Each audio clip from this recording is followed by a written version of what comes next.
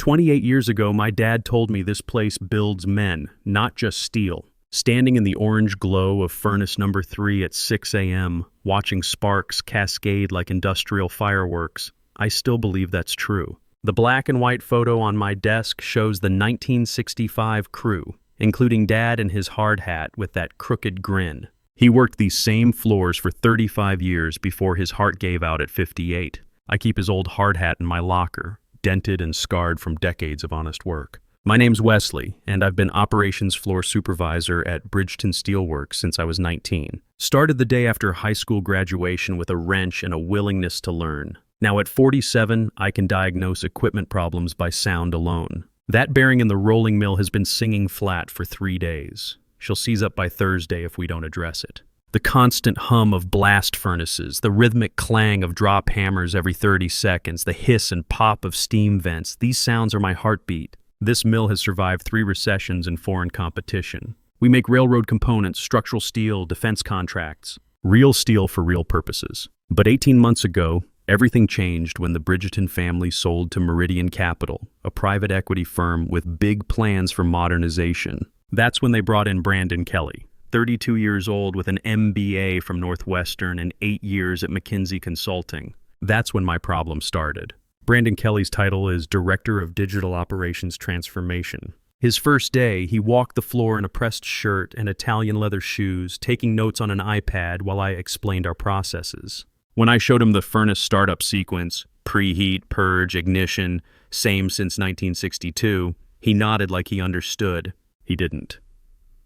"Wesley," he said, using corporate speak I'd grown to hate, "we need to leverage synergistic opportunities in operational transformation. This legacy thinking is inhibiting our disruptive innovation potential." I translated that in my head. He wanted to fix things that weren't broken with fancy words. The changes started small. Digital dashboards replaced our paper logs I'd kept meticulously for 28 years in worn leather notebooks. Every shift, every temperature reading, every maintenance note. The new system crashed twice a week, usually during shift changes when we needed the data most. Then came the optimization. Brandon eliminated what he called redundant safety protocols, the extra checks that had given us a 3-year, 847-day streak without a lost time accident. When I objected, he smiled that condescending smile. "Data shows these protocols create unnecessary friction in workflow efficiency," he said. "Data doesn't show the near miss we had in 09 when Jimmy almost lost his hand because someone skipped a lockout step," I replied. "These protocols exist because of blood and experience." He made a note on his iPad, probably marking me as resistant to change. The worst part? He was taking credit for everything we'd built. My zero-incident initiative had kept us accident-free for 3 years. The vendor renegotiation program I'd built over 15 years saved the company $2, $3 million annually. Modified furnace protocols I'd developed increased efficiency 23% while reducing energy costs. Brandon presented all of this to the board as inherited baseline optimization opportunities. He removed my name from every document, called it Legacy Process Modernization. During the quarterly presentation to Meridian Capital, he stood at that polished conference table and claimed credit for 28 years of my work. "We've elevated these informal practices into systematic excellence," he told the suits. Informal practices. 28 years of documented improvements, training programs, and safety innovations reduced to informal practices. The breaking point came after I returned from a 4-day OSHA safety conference, which I'd paid for myself. Walking onto the operations floor that Tuesday morning, something felt wrong. The usual buzz of machinery was there, but the rhythm was off. My team's workstation, 7 spots I'd fought management to properly equip, was empty. Not just empty. Stripped. No gear, no chairs, not even the laminated safety sheets I'd posted myself. I found Jimmy Kowalski from payroll walking by with his coffee. "Where's my team?" He looked down like I'd caught him stealing. "Check the basement," he mumbled. "They moved your guys yesterday." I didn't ask who they was. I already knew. Taking the stairs 2 at a time, I descended into what used to be the old break room near janitorial. And there they were. 7 grown men crammed into a space that looked like a crime scene from the 90s. Folding tables instead of proper workstations. Mismatched chairs. Cables duct taped to cracked walls. A mop bucket in the corner collecting water from a ceiling leak. Flickering fluorescent lights that hummed with the wrong frequency. Jimmy Kowalski, 58 years old and senior furnace operator, looked up from his tablet. He'd worked alongside my father, started here the same year I was born. While you were at that conference, he said, voice flat, Brandon showed up with a moving crew. Gave us 30 minutes to clear out. Said it was to make space for incoming automated systems. Tony Benedetti, our quality control chief, didn't look up from his paperwork. He called it optimizing floor space utilization, Tony said, doing a mocking impression of Brandon's corporate speak. Terry O'Brien, maintenance chief and the guy I'd trained from apprentice to expert, just shook his head. 25 years in this building. Never been treated like spare parts until now. The basement wasn't just a demotion. It was a message. You're forgotten. You're obsolete. You don't matter, but these men did matter. Jimmy could run those furnaces with his eyes closed, knew every sound, every vibration that meant trouble. Tony had saved us from costly recalls with his attention to detail. Terry could fix anything with scrap metal and determination. I'd handpicked every one of them over the years. Pack everything, I told them quietly. Tools, files, notes. Everything you'd take with you someday. Keep it quiet, between us. They didn't ask questions. They just nodded and got to work. 3 weeks later, the first major equipment failure hit. I was on vacation, my first in 3 years, fishing up at Lake Superior when Tony called. Wesley, you need to get back here. Number 2, furnace seized up. Main bearing's gone. That bearing. The one that had been singing flat. The one I'd warned them about. The one Brandon's new digital system said was operating within acceptable parameters. I drove 8 hours straight back to Bridgeton. The mill floor was chaos. Production stopped. Steam everywhere. The acrid smell of overheated metal and burning oil. Brandon stood in the middle of it all, shouting instructions that made no sense to anyone who actually understood the equipment. We need to implement emergency protocols and optimize recovery procedures, he was telling Terry, who just stared at him like he was speaking alien. The damage was severe. 6 days of downtime. A lost defense contract with Northrop Grumman, worth $8 million. When the client called asking for me specifically to consult on the restart, Brandon intercepted the call. Wesley's resistance to modernization contributed to inadequate training documentation, he told them. Inadequate training documentation. I had 28 years of detailed maintenance logs showing exactly when that bearing needed replacement. Brandon's system had overridden my recommendations 3 times. But the real betrayal came the following Monday. Walking past the executive conference room, I heard voices. The door was cracked open, and I recognized Brandon's voice immediately. We're systematically eliminating outdated thinking and legacy resistance, he was saying to the board. Some people can't adapt to modern operational excellence. Legacy resistance. That's what 28 years of expertise had become. That afternoon, I made some calls. Started with Patricia Vance, director at Sheffield Steel. We'd worked together 15 years ago before she moved up in the world. Wesley, she said, surprise in her voice. Haven't heard from you in months. How's Bridgeton treating you? That's actually why I'm calling. Hypothetically, if I had a team of experienced operators looking for new opportunities, would Sheffield be interested? Long pause. Hypothetically, I'd be very interested. Your reputation in this industry carries weight, Wesley. What's going on over there? I told her about Brandon, about the basement, about the credit theft. She listened without interrupting. I can offer your entire team positions at 20% above current salary, she said. But Wesley, are you sure? You've been there your whole career. I'm sure about protecting my people. Let me work on something first. Next call was to Tommy Walsh, our union steward. Tommy had been my first trainee 15 years ago, fresh out of high school and eager to learn. Now he represented 800 workers across 3 shifts. Tommy, I need to ask you something in confidence. If I filed a formal grievance about safety violations, would the union back me? Wesley, you trained half the guys on this floor. If you say there are safety problems, we listen. What do you need? Documentation, photographs, and maybe a petition. How many signatures you thinking? All of them, Tommy. Every single one. The third call was the most important. Thomas Bridgeton Sr., son of the company founder, still held 30% ownership and a board seat. His father had mentored me personally in my early years. Mr. Bridgeton, it's Wesley. I know you're busy, but I need 5 minutes of your time. Something's happening at the mill that you should know about. Thomas Sr. had always told us to call him Tom, but some habits die hard. His voice was gravelly from years of cigars and tough decisions. Wesley, son, you never call unless it's important. What's going on? I told him everything.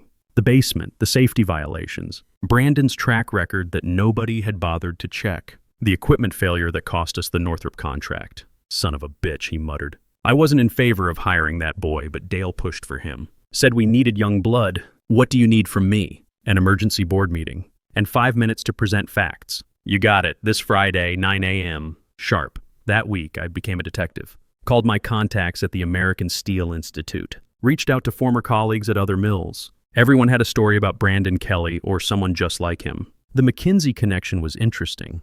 Turned out Brandon had left under a performance improvement plan, corporate speak for being fired. 3 companies he'd optimized in the past 5 years. 2 went bankrupt, 1 laid off 60% of its workforce. His Northwestern MBA thesis was on disruptive service industries, not manufacturing, not steel, not anything related to what we actually did. Meanwhile, Tommy worked magic with the union. By Thursday afternoon, he had signatures from 180 workers supporting my formal grievance. Not just names, detailed statements about safety violations, equipment problems, and workflow disruptions since Brandon's arrival. The pieces were falling into place. Friday morning couldn't come soon enough. Friday morning, I showed up at headquarters wearing my cleanest work clothes and carrying Dad's old hard hat. The boardroom smelled like fresh coffee and old money. Floor-to-ceiling windows overlooked the mill, where steam rose from the cooling bays like industrial fog. Around the polished mahogany table sat the faces that controlled Bridgeton Steel. Thomas Bridgeton Sr. at the head, his weathered hands folded over a stack of papers. 3 Meridian Capital representatives in identical Navy suits. Dale Murphy, our plant manager, looking uncomfortable. And Brandon, confident as ever in his $2,000 suit. "Gentlemen," Thomas Sr. said, "Wesley has some concerns to bring to our attention." "Wesley, the floor is yours." I placed Dad's hard hat on the table and opened my folder. 28 years of documentation.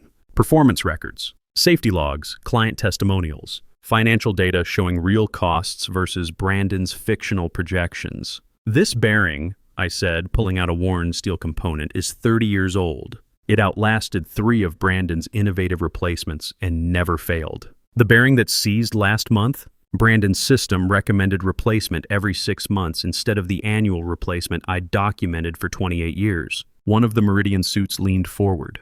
"What's your point?" "My point is that experience matters. These aren't just numbers on a spreadsheet. This is institutional knowledge built on decades of real-world problem solving." I laid out the evidence methodically. The equipment failures, the lost contracts, the safety violations, Brandon's track record at previous companies, the union petition signed by 180 workers. "Brandon told this board I represent legacy resistance," I said.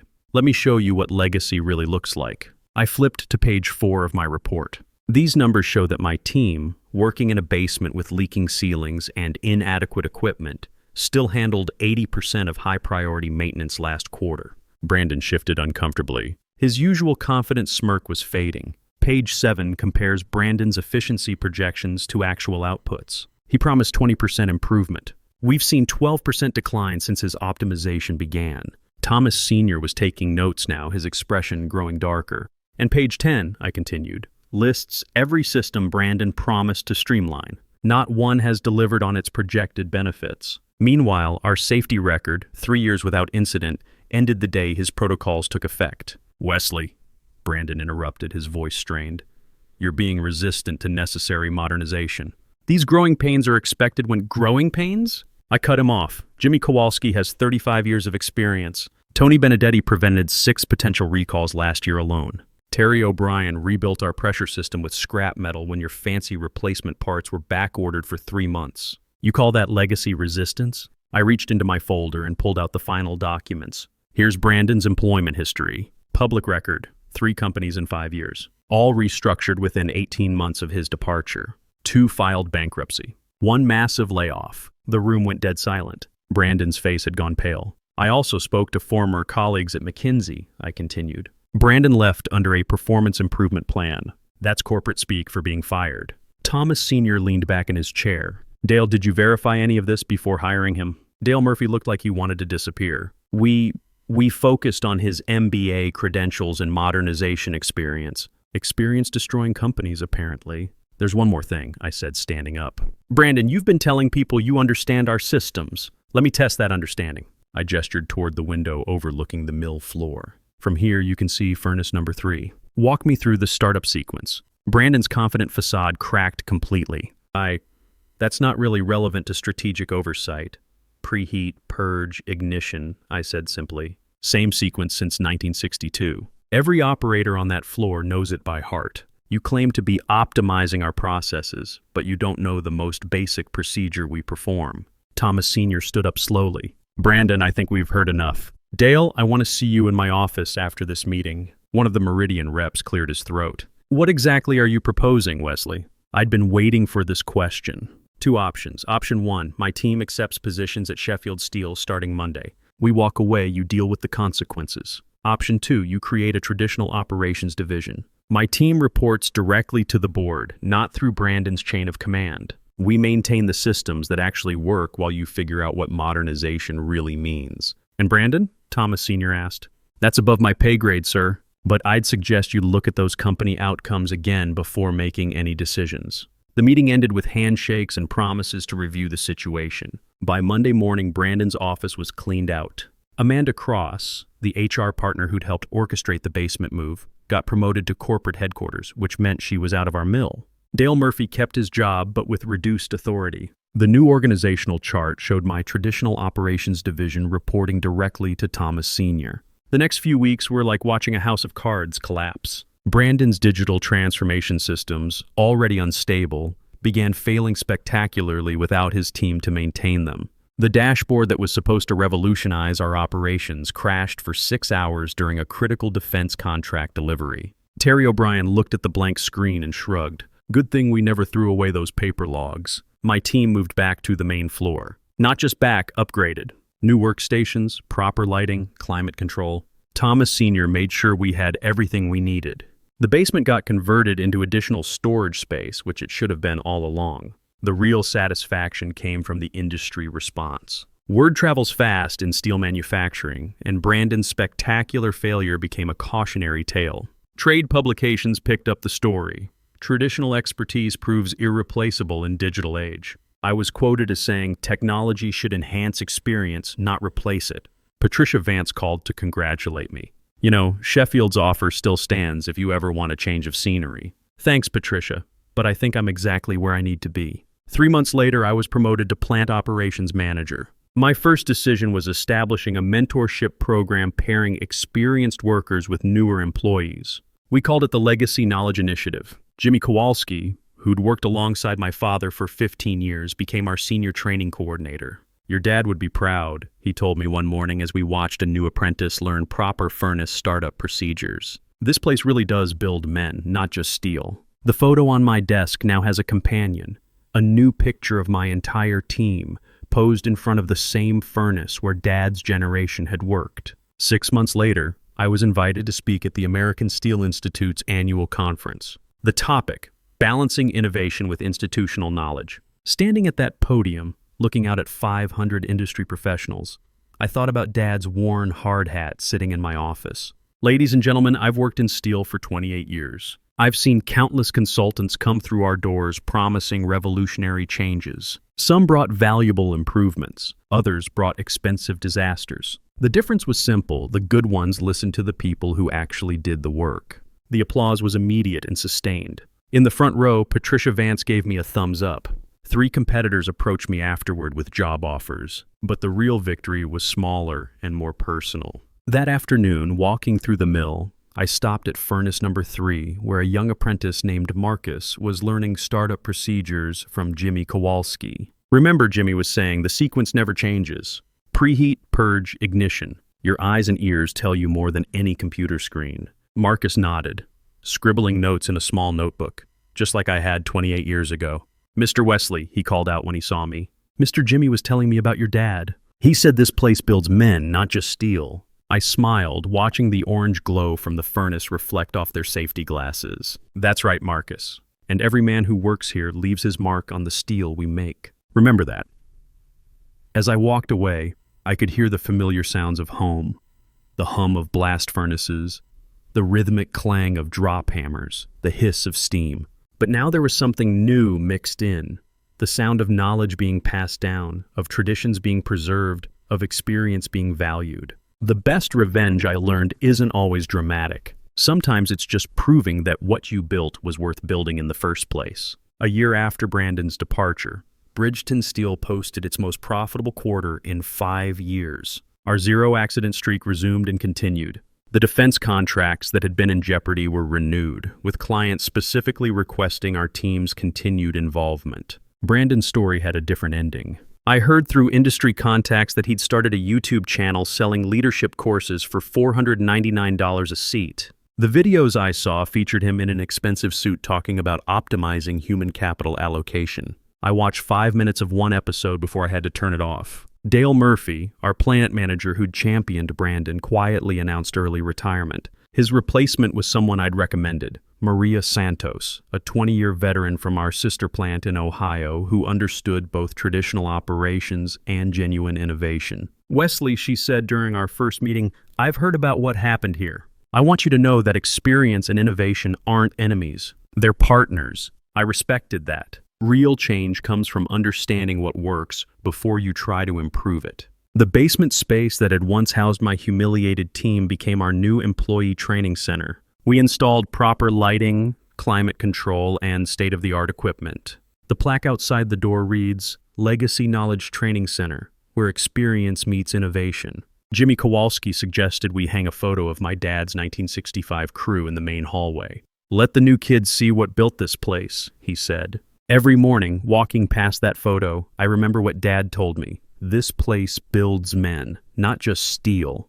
2 years later, I received a letter that would have made Dad laugh. The American Society of Manufacturing Engineers wanted to award me their Industrial Innovation Excellence Medal for developing what they called integrative knowledge preservation methodologies. In plain English, I'd figured out how to help experienced workers train new people without losing institutional knowledge. Revolutionary stuff, apparently. The ceremony was in Chicago, black tie affair in a hotel ballroom filled with executives and academics. Standing at the podium accepting the award, I looked down at my prepared remarks and decided to go off script. This award has my name on it, but it belongs to every worker who ever took time to show a newcomer the right way to do something. It belongs to my father, who worked 35 years in steel and taught me that knowledge without wisdom is just information. And it belongs to my team at Bridgeton Steel, who proved that experience and innovation make better partners than enemies. The standing ovation lasted 3 minutes. More importantly, the approach we'd developed was being implemented at steel mills across the Midwest.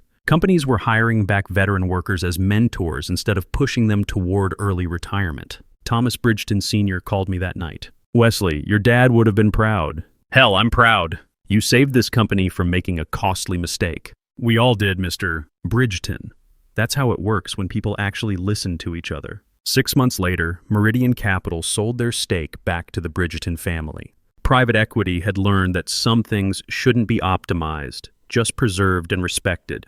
The mill floor at 6 a.m. still sounds the same as it did 28 years ago. The constant hum of blast furnaces, the rhythmic clang of drop hammers, the hiss and pop of steam vents. But now when I walk through, I see something Dad would have loved.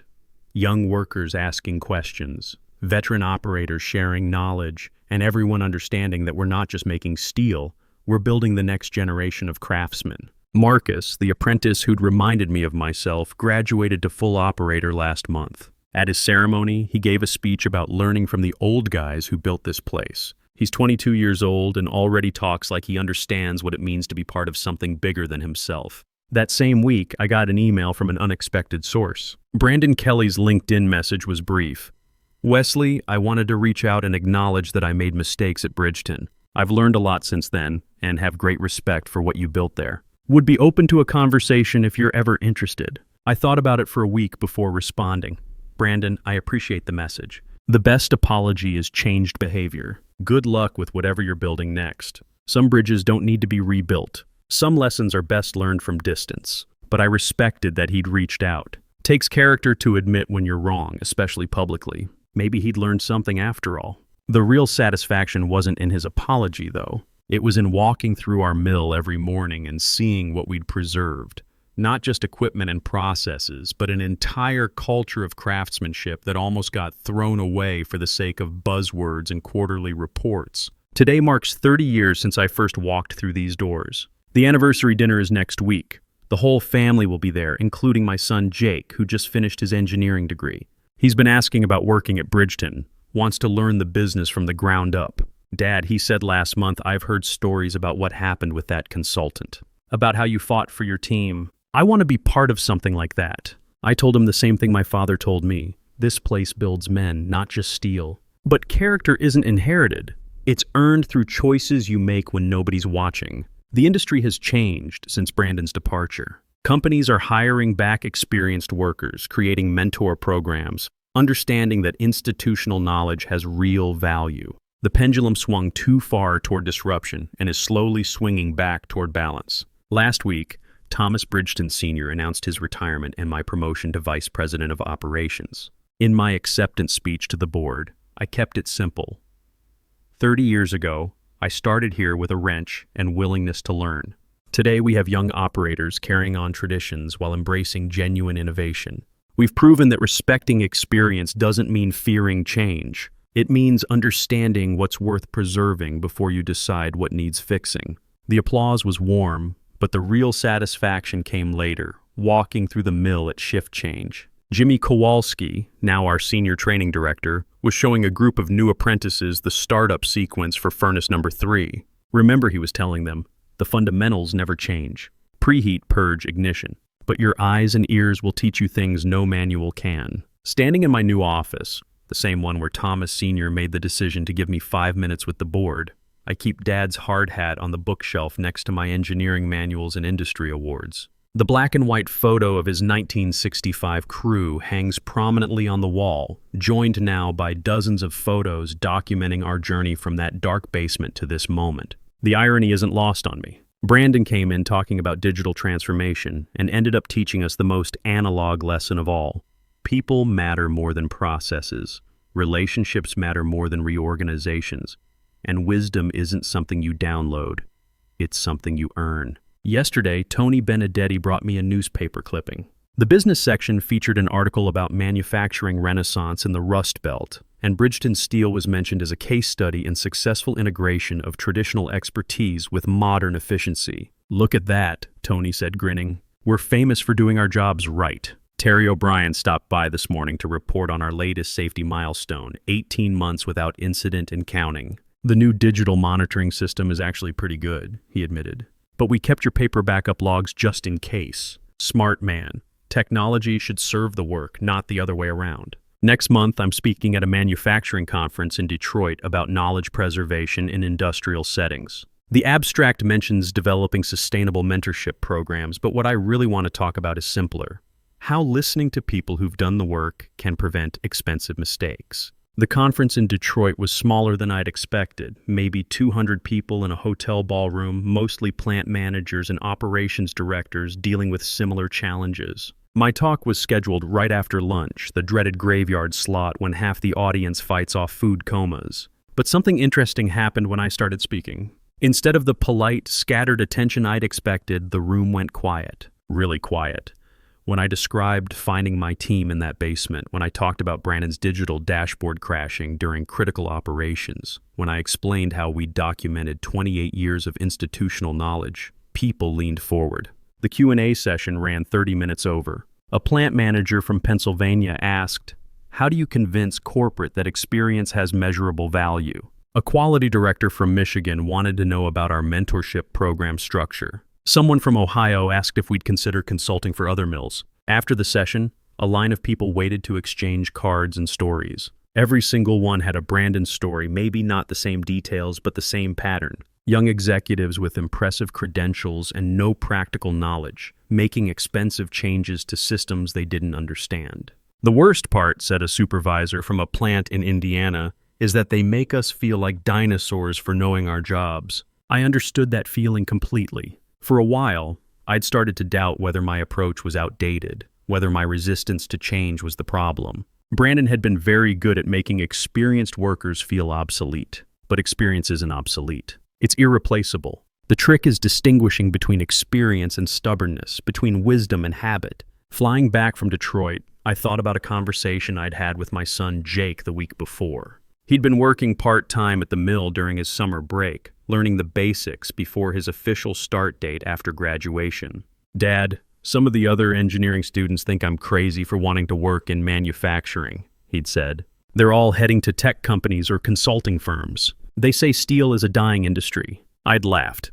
Son, people have been predicting the death of steel since I started working. Every skyscraper, every bridge, every car still needs steel. The difference is that now we make it better, safer, and more efficiently than ever before. But his question had stuck with me. How do you convince the next generation that there's value in building things, in understanding how materials and machines and processes actually work? The answer came to me during the flight. You don't convince them with arguments, you show them. You let them feel the satisfaction of solving real problems, of creating something tangible, of being part of a tradition that stretches back generations while still moving forward. When I got back to Bridgeton, I found Jake in the training center, working alongside Marcus to troubleshoot a minor issue with one of the cooling systems. They had the manual open, but they were also listening to the equipment, using their senses to understand what the problem might be. Any luck? I asked. Jake looked up, oil smudge on his cheek and enthusiasm in his eyes. I think we found it. There's a bearing that sounds off. Same kind of issue you dealt with a few years ago. 3 generations of knowledge, right there in one room. This morning, 31 years after I first walked through these doors, I stood in the same spot where I used to look at Dad's photo every morning. The picture is still there, but now it's surrounded by dozens of others. Apprentices who became operators, operators who became supervisors, young engineers who learned to respect both innovation and tradition. Jake starts full-time next month. Yesterday, he asked if he could have Grandpa's hard hat for his first official day. It's yours, I told him. But remember what it represents. Not just safety on the job, but respect for the people who built this place and responsibility for the people who will come after you. The mill sounds the same as it did 3 decades ago. The hum of blast furnaces, the clang of drop hammers, the hiss of steam. But the conversations are different now. I hear young voices asking questions, experienced voices sharing knowledge, and everyone understanding that we're not just making steel. We're building something that lasts. Last week, Marcus was promoted to shift supervisor. At 24, he's one of the youngest in company history. During his acceptance speech, he said something that would have made Dad proud.